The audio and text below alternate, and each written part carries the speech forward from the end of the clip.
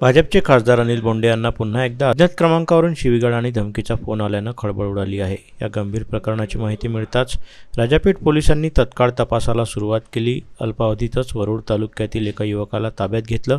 काम का नाही केलं याबाबत फोनवरून खासदारांना अपमानास्पद भाषेत बोलत शिवीगाळ केल्याचा आरोप या तरुणावर आहे। फोनवरील आक्षेपार्ह शब्दांमुळे आणि धमकीच्या स्वरांमुळे हे प्रकरण अधिक गांभीर्याने घेत पोलिसांनी युवकाची ओळख पटवून त्याला अटक केली। विशेष म्हणजे यापूर्वी अनिल बोंडे यांना हैदराबाद येथून धमकीचा फोन आला होता। काही महिन्यात दुसऱ्यांदा असा प्रकार घडल्यानं सुरक्षेच्या दृष्टीने प्रश्नचिन्ह निर्माण झाला आहे। फोन कॉलचे लोकेशन, वापरलेला क्रमांक आणि संभाषणाचे तपशील यांची पोलिसांकडून चौकशी सुरू आहे। राजकीय नेत्यांवर होणाऱ्या या प्रकारच्या धमक्यांमुळे प्रशासन सतर्क झालं असून पुढील तपास पथकाकडून वेगानं सुरू आहे। काल सकाळच्या सुमारास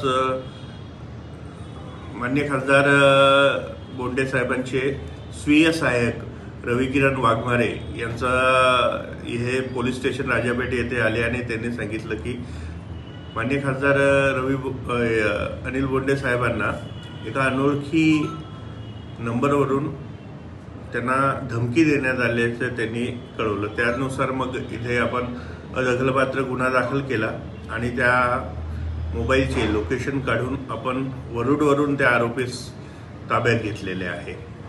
तर त्या देवेंद्र रामभाऊ खेरडे वय 44 वर्ष, राहणार वरुड असे त्याचे नाव आहे।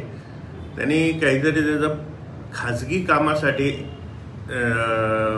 खासदार बोंडे साहेबांना फोन केला होता आणि त्यावर ते काही काम झालं नसेल म्हणून त्यांनी ते धमकी दिली होती आणि त्याच्यासाठी त्याला आपण ताब्यात घेतलेला आहे।